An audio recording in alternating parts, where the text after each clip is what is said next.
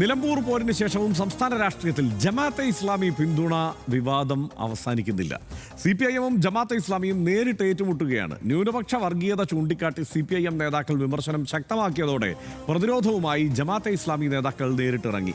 CPIM പച്ചക്കള്ളം പറഞ്ഞ് വിദ്വേഷ പ്രചാരണം നടത്തുകയാണ് എന്നാണ് സംഘടനാ നേതൃത്വത്തിന്റെ ആരോപണം. ജമാഅത്തെ ഇസ്ലാമിയും വെൽഫെയർ പാർട്ടിയും തമ്മിൽ നേരിട്ട് ബന്ധമില്ല എന്നുവരെ പറഞ്ഞു വയ്ക്കുന്നു ജമാഅത്തെ ഇസ്ലാമി നേതൃത്വം. ഇതോടെ ഒരു കാര്യം വ്യക്തമാവുകയാണ്: തദ്ദേശ നിയമസഭാ തെരഞ്ഞെടുപ്പുകളിലും ജമാഅത്തെ ഇസ്ലാമിയും അവരുടെ പിന്തുണയും വലിയ ചർച്ചകൾക്ക് വഴിവെക്കും. രാഷ്ട്രീയ സാഹചര്യം RDX വിശദമായി തന്നെ ഇപ്പോൾ പരിശോധിക്കുന്നു. തെരഞ്ഞെടുപ്പ് കാലത്ത് വെൽഫെയർ പാർട്ടി എന്ന നിരക്കായിരുന്നു പ്രതിരോധം സൃഷ്ടിക്കാൻ ശ്രമിച്ചിരുന്നതെങ്കിൽ, CPIM-ന്റെ ആരോപണങ്ങൾക്ക് പ്രതിരോധം സൃഷ്ടിക്കാൻ ശ്രമിച്ചിരുന്നതെങ്കിൽ, ഇന്നിപ്പോൾ CPIM-നെതിരെ ജമാഅത്തെ ഇസ്ലാമി നേതൃത്വം തന്നെ രംഗത്തെത്തിയിരിക്കുന്നു. ജമാഅത്തെ ഇസ്ലാമിക്കെതിരെ CPIM പച്ചക്കള്ളം പറയുന്നു എന്നാണ് സംഘടനയുടെ കേരള അമീർ P. മുജീബ് റഹ്മാൻ പറഞ്ഞത്. CPIM വിദ്വേഷം പ്രചരിപ്പിക്കുകയാണ്, വർഗീയ വിഭാഗീയത നടത്തുന്നു.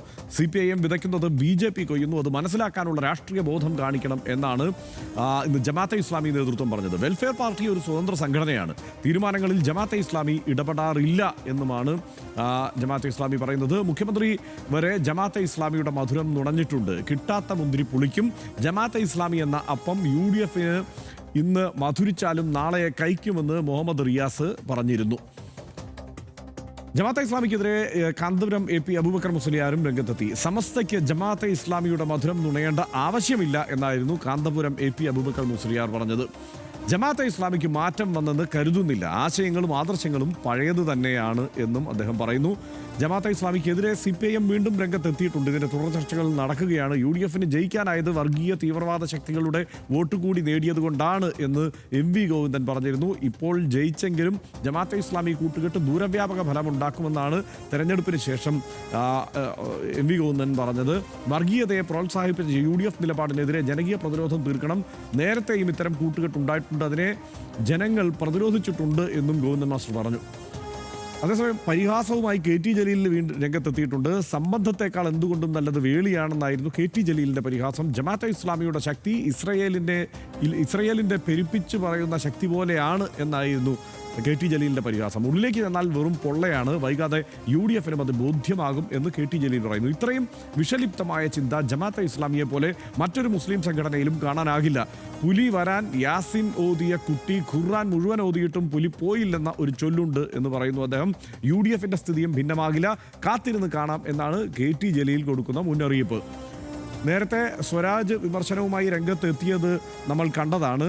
അതുകൂടി ഒന്ന് ഓർത്തെടുക്കാം. ജമാഅത്തെ ഇസ്ലാമിയെ ഇസ്ലാമിക സംഘപരിവാർ എന്നാണ് സ്വരാജ് വിളിച്ചത്. സംഘപരിവാർ നിലവാരത്തിൽ പരിഹാസവും നുണയും ചേർത്ത് LDF തോൽവി ആഘോഷിക്കുകയാണ് എന്നും അദ്ദേഹം ആരോപിച്ചിരുന്നു. നിലമ്പൂർ വിജയത്തിൽ ജമാഅത്തെ ഇസ്ലാമിക്ക് നന്ദി പറഞ്ഞ് ആര്യാടൻ ഷൗക്കത്ത് രംഗത്തെത്തിയതാണ് കൗതുകകരമായ മറ്റൊരു കാഴ്ച. നിലമ്പൂരിൽ ജമാഅത്തെ ഇസ്ലാമിയുടെ അടക്കം വോട്ട് കിട്ടിയിട്ടുണ്ട് എന്നും ആര്യാടൻ ഷൗക്കത്ത് ഇന്നിപ്പോൾ പറഞ്ഞു. ലിജോയാണ് ഇതിൻ്റെ കൂടുതൽ വിവരങ്ങളുമായി ഈ ചർച്ചയ്ക്ക് നമുക്കൊപ്പം ചേരുന്നത്. ലിജോ, ജമാഅത്തെ ഇസ്ലാമിയും വെൽഫെയർ പാർട്ടിയും ഒന്നല്ല രണ്ടാണ് എന്ന് പറഞ്ഞാൽ പേരിൽ രണ്ടാണ് എന്ന് നമുക്ക് എല്ലാവർക്കും അറിയാം. പക്ഷേ RSS-ഉം BJP-യും രണ്ടാണ് എന്ന് പറയുന്നത് പോലെയോ ഒരുപക്ഷെ അതിനേക്കാൾ അടുത്ത നാഭീനാള ബന്ധമുള്ള ഒരു സംവിധാനമാണത് എന്ന് ആ രാഷ്ട്രീയത്തെ നിരീക്ഷിക്കുന്ന, ആ സംഘടനകളെ നിരീക്ഷിക്കുന്ന, മുസ്ലിം രാഷ്ട്രീയത്തെ നിരീക്ഷിക്കുന്ന ആളുകൾക്കെല്ലാം അറിയാവുന്ന കാര്യവുമാണ്.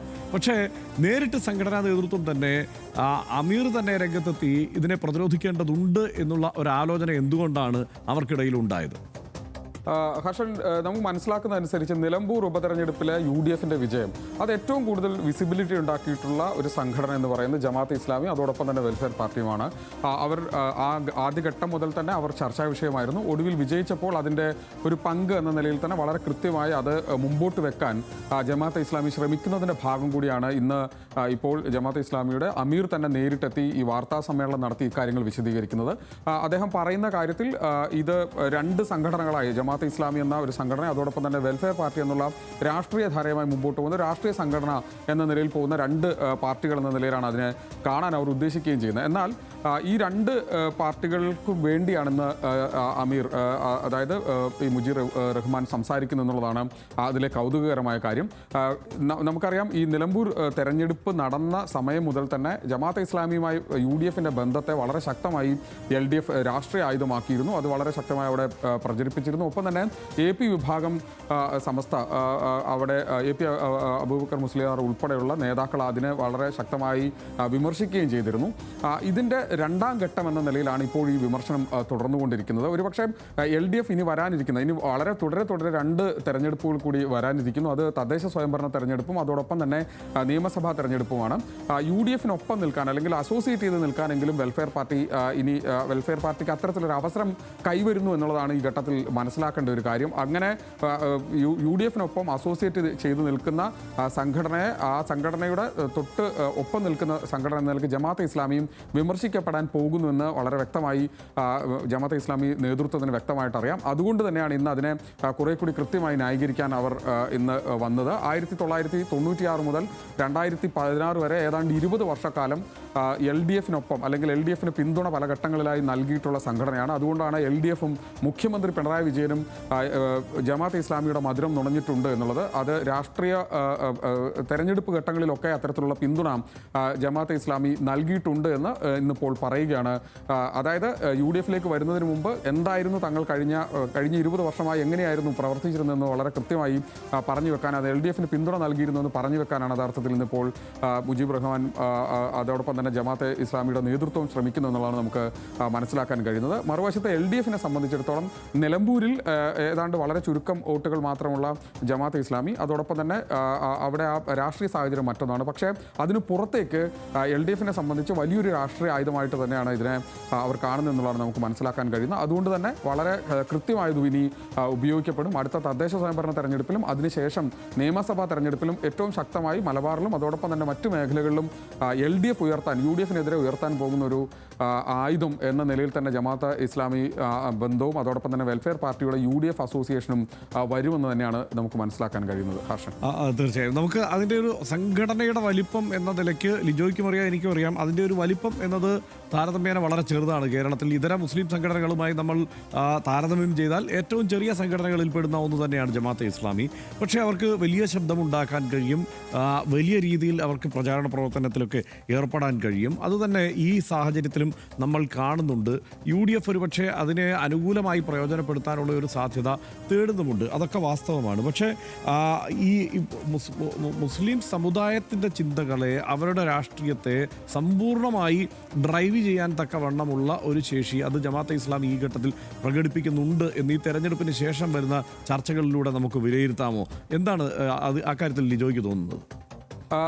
ഹർഷൻ പറഞ്ഞതുപോലെ തന്നെ ജമാഅത്തെ ഇസ്ലാമി എന്ന സംഘടനയുടെ ഏറ്റവും അവരുടെ ഒരു ഗുണകരമായ ഒരു കാര്യം ബൗദ്ധികമായി അത് വളരെ കൃത്യമായി മുമ്പോട്ട് വെക്കാൻ കഴിയുന്നത്, കൃത്യമായ രാഷ്ട്രീയ വിദ്യാഭ്യാസത്തോടു കൂടി തന്നെ മുമ്പോട്ട് വെക്കുന്ന കേഡർ സംവിധാനത്തിൽ പ്രവർത്തിക്കുന്ന ഒരു സംഘടന എന്ന് വേണമെങ്കിൽ നമുക്ക് പറയാവുന്നതാണ്.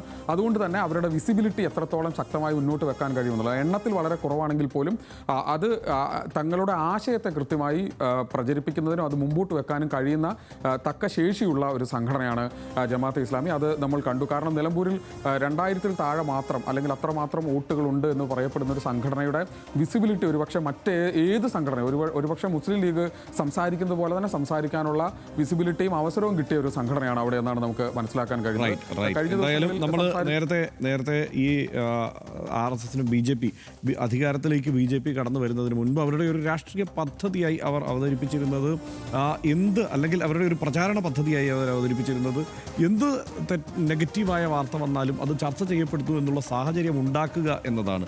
തീർച്ചയായും ഇവിടെയും അതൊക്കെ തന്നെയാണോ സംഭവിക്കുന്നത് എന്നാണ് ഞാനും കരുതുന്നത്. കാരണം വളരെ വൈകി ജനാധിപത്യത്തിലേക്ക്, തെരഞ്ഞെടുപ്പ് രാഷ്ട്രീയത്തിലേക്ക് ഒക്കെ വന്ന ഒരു സംഘടനയാണ് ജമാഅത്തെ ഇസ്ലാമി, അല്ലെങ്കിൽ ജമാഅത്തെ ഇസ്ലാമിക്ക് വേണ്ടി ഈ അവരുടെ രാഷ്ട്രീയ രൂപം.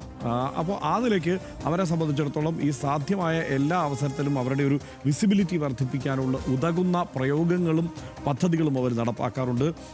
അതിലേറ്റവും കൂടുതൽ ശ്രദ്ധേയമായ കാര്യം, ഇപ്പോൾ കേരള രാഷ്ട്രീയത്തിൽ ഈ കാലത്ത് ഏറ്റവും ശ്രദ്ധേയമായ ഒരു കാര്യം എന്നത് ഏത് തരത്തിൽ ജമാഅത്തെ ഇസ്ലാമിക്കെതിരായ ഒരു വിമർശനം ഉയർന്നു വന്നാലും അതിനെ ഇസ്ലാമിനെതിരായ വിമർശനമായി അവതരിപ്പിക്കുന്നതിൽ അസാമാന്യമായ ചാരുതയും വിരുദും ജമാഅത്തെ ഇസ്ലാമിക്കുണ്ട്. അത് അവർ ആവർത്തിച്ച് പ്രയോഗിക്കുന്നുണ്ട്. ഇപ്പോൾ ഈ തെരഞ്ഞെടുപ്പ് കാലത്ത് പോലും ഇപ്പോൾ ഏറ്റവും ഒടുവിൽ ഈ ഉണ്ടായ രാഷ്ട്രീയ വിമർശനങ്ങളെയെല്ലാം ഒരു രാഷ്ട്രീയ വിദ്യാർത്ഥി എന്ന നിലയ്ക്കോ അല്ലെങ്കിൽ മാധ്യമപ്രവർത്തകർ എന്ന നിലയ്ക്കോ നമ്മൾ നോക്കിക്കാണുമ്പോൾ നമുക്ക് മനസ്സിലാക്കാൻ കഴിയുന്നതും അതുതന്നെയാണ്. ഉയർന്നത് മുഴുവൻ ജമാഅത്തെ ഇസ്ലാമിക്കെതിരായ വിമർശനങ്ങളായിരുന്നു. പക്ഷേ അതിനെ എല്ലാത്തിനെയും ഇസ്ലാമിനെതിരായ വിമർശനമായി അവതരിപ്പിച്ച് ഫലിപ്പിക്കാനുള്ള ശ്രമം അവരുടെ ഭാഗത്തു നിന്ന് ഉണ്ടാവുന്നു എന്നുള്ളതാണ്. ഇതിനിടയ്ക്ക് ജമാഅത്തെ ഇസ്ലാമിക്കുള്ളിൽ നിന്ന് തന്നെ ഈ വിമർശനങ്ങളെ പലതരത്തിൽ പ്രതിരോധിക്കാനുള്ള ശ്രമങ്ങൾ നടക്കുമ്പോഴാണ് ഷെയ്ഖ് മുഹമ്മദ് കാരക്കുന്നിൻ്റെ ഫേസ്ബുക്ക് പോസ്റ്റൊക്കെ നമ്മൾ കാണുന്നത്.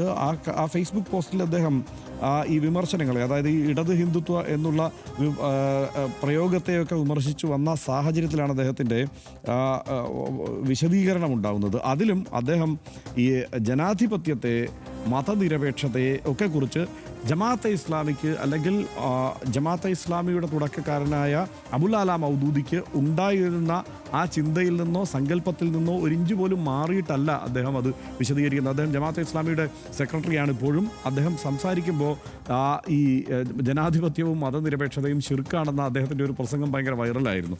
അതിനെക്കുറിച്ചൊക്കെ ആ പ്രസംഗത്തിൻ്റെ ഒരു കഷണം വല്ലാതെ വ്യാപകമായി പ്രചരിപ്പിക്കുന്നു എന്നതിലുള്ള സങ്കടമൊക്കെയാണ് അദ്ദേഹം പറയുന്നത്. പക്ഷേ അദ്ദേഹം പറഞ്ഞ് അവസാനിപ്പിക്കുമ്പോൾ അവിടെ തന്നെയാണ് കാര്യങ്ങൾ എത്തി നിൽക്കുന്നത് എന്നതാണ് യാഥാർത്ഥ്യം. ഒരു ആധുനിക മതേതര ജനാധിപത്യം ഏതെങ്കിലും തരത്തിൽ ഇസ്ലാമിന് യോജിച്ചതല്ല എന്ന് തന്നെ ജമാഅത്തെ ഇസ്ലാമി, അബുൽ അല മൗദൂദി ഒക്കെ പറഞ്ഞു വെച്ചിരുന്നു. ഒരു ഘട്ടത്തിൽ ഇപ്പോൾ എനിക്ക് വളരെ ബഹുമാനമുള്ള ആളാണ് ശ്രീ മുജീബ് റഹ്മാൻ. അദ്ദേഹം ജമാഅത്തെ ഇസ്ലാമിയുടെ അമീർ. അദ്ദേഹം തന്നെ കൊടുത്ത ഇൻ്റർവ്യൂവിലൊക്കെ അദ്ദേഹം വിശദീകരിക്കുന്നത് അബുൽ അല മൗദൂദിയെ ഏതാണ്ട് ആ നിലയ്ക്ക് അവർ അംഗീകരിക്കുന്നില്ല, അദ്ദേഹത്തിൻ്റെ തെറ്റായ വാക്കുകളെ തള്ളിപ്പറയുന്നു എന്ന മട്ടിലൊക്കെ തന്നെയാണ്. അതിപ്പോൾ ഗോൾ വർക്കറുടെ കാര്യത്തിൽ സംഘപരിവാർ സ്വീകരിക്കുന്നതും സമാനമായ നിലപാടാണ്. ചില വിഷയങ്ങളെ ആ നിലയ്ക്ക് തന്നെയാണ് അവർ കൈകാര്യം ചെയ്യുന്നത്. പക്ഷേ ഈ പറയുന്ന ഹുക്കുമത്തെ ഇലാഹിക്ക് വേണ്ടി പ്രവർത്തിച്ചിരുന്നത് കേരളത്തിലെ സെക്യുലർ ഫാബ്രിക്കിന് കരുത്തേകുന്ന ഡസൻ കണക്കിന് വരുന്ന മുസ്ലിം സംഘടനകളൊന്നുമല്ല, അത് ജമാഅത്തെ ഇസ്ലാമിയാണ് എന്നത് ഓർത്ത് എടുക്കേണ്ടതുണ്ട് ഈ ഘട്ടത്തിൽ. ഒപ്പം ഈ ഹാക്കിമിയത്തിന് വേണ്ടി പ്രവർത്തിക്കുന്നതും പുതിയ കാലത്ത് അതിനെ പുതിയ തരത്തിൽ വ്യാഖ്യാനിച്ചുകൊണ്ട് ആ പ്രവർത്തനം അങ്ങനെ തന്നെ മുന്നോട്ട് കൊണ്ടുപോകുന്നതും ഇവിടെ സമസ്തയോ KNM മറ്റേതെങ്കിലും മുസ്ലിം സംഘടനകളോ അല്ല, ആ ഇസ്ലാമിക രാജ്യം എന്നുള്ള ആത്യന്തിക സങ്കല്പത്തിലേക്ക് അതിനെ മുന്നോട്ട് നയിക്കുന്നത് ജമാഅത്തെ ഇസ്ലാമി തന്നെ ആയിരുന്നു. ഞാനേതാണ്ട് ഒരു 4ാം ക്ലാസ്സിൽ പഠിക്കുമ്പോഴായിരിക്കും ജമാഅത്തെ ഇസ്ലാമി ആദ്യമായി സർക്കാർ ഉദ്യോഗത്തിന് അതിൻ്റെ അണികൾക്ക് അവസരം കൊടുക്കുന്നത്. ഞാനൊരു 10ാം ക്ലാസ്സിൽ പഠിക്കുമ്പോഴായിരിക്കും അവർ ആദ്യമായി തെരഞ്ഞെടുപ്പിൽ ജനാധിപത്യ പ്രക്രിയയിൽ ഏർപ്പെടുകയും വോട്ട് ചെയ്യുകയും ചെയ്യുന്നത്. അങ്ങനെ പയ്യെ തിരുത്തുന്നുണ്ട്. ഏതാണ്ട് 10-30 വർഷം മുമ്പ് മാത്രമായിരിക്കും അവർ സിനിമ കാണാനും ഈ പൊതു സാഹചര്യത്തിലേക്ക് ഇടപെടാനും ഈ മാധ്യമപ്രവർത്തനത്തിലേക്ക് ടെലിവിഷനിലേക്കോ ഒക്കെ വരാനുമൊക്കെ അവർ തീരുമാനിക്കുന്നത്. അപ്പോൾ പതുക്കെ നന്നാവുമല്ലേ ആ സംവിധാനം. അപ്പോൾ ജനാധിപത്യവൽക്കരിക്കപ്പെടുകയാണ്, കൂടുതൽ നമ്മുടെ ഭരണഘടനയെ അംഗീകരിക്കുകയാണ് എന്നൊരു സ്ഥിതി ഉണ്ടായാൽ തീർച്ചയായും സന്തോഷത്തോടെ തന്നെ വേണം നമ്മളതിനെയൊക്കെ സ്വാഗതം ചെയ്യാൻ എന്ന് തന്നെയാണ് ഈ ഘട്ടത്തിൽ പറയാനുള്ളത്. നിലമ്പൂർ തെരഞ്ഞെടുപ്പിലെ UDF വിജയത്തോടെ ഒരുപക്ഷെ ഏറ്റവും നേട്ടമുണ്ടാക്കാൻ പോകുന്നത് ജമാഅത്തെ ഇസ്ലാമിയും വെൽഫെയർ പാർട്ടിയും തന്നെയാണ്. UDFുമായി ചേർന്ന് പ്രവർത്തിക്കാനുള്ള അവസരം അവർക്ക് കൈവന്നേക്കും ഒരു പക്ഷേ. അതോടെ മുഖ്യധാരാ രാഷ്ട്രീയത്തിൽ കൂടുതൽ ദൃശ്യതയുണ്ടാക്കിയെടുക്കാൻ കഴിയും എന്ന് ജമാഅത്തെ ഇസ്ലാമി കണക്ക് കൂട്ടുന്നുണ്ട്, വിശ്വസിക്കുന്നുണ്ട്. വരുന്ന തദ്ദേശ നിയമസഭാ തെരഞ്ഞെടുപ്പുകളിലൊക്കെ ഈ ബന്ധം ചൂണ്ടിക്കാട്ടി വർഗീയ കൂട്ടുകെട്ടെന്ന് ആരോപിക്കാനായിരിക്കും സ്വാഭാവികമായും LDF ശ്രമിക്കുക. അതിനെയെല്ലാം ഇസ്ലാമിനെതിരായ വിമർശനമാക്കി അവതരിപ്പിക്കാൻ ജമാഅത്തെ ഇസ്ലാമിക്ക് ഒരു പരിധിവരെ കഴിയുകയും ചെയ്യും. ഈ കൂട്ടുകെട്ട് നിലമ്പൂരിനപ്പുറം മറ്റിടങ്ങളിൽ എങ്ങനെ സ്വാധീനിക്കുമെന്നത് നമുക്ക് കാത്തിരുന്ന് കാണാം.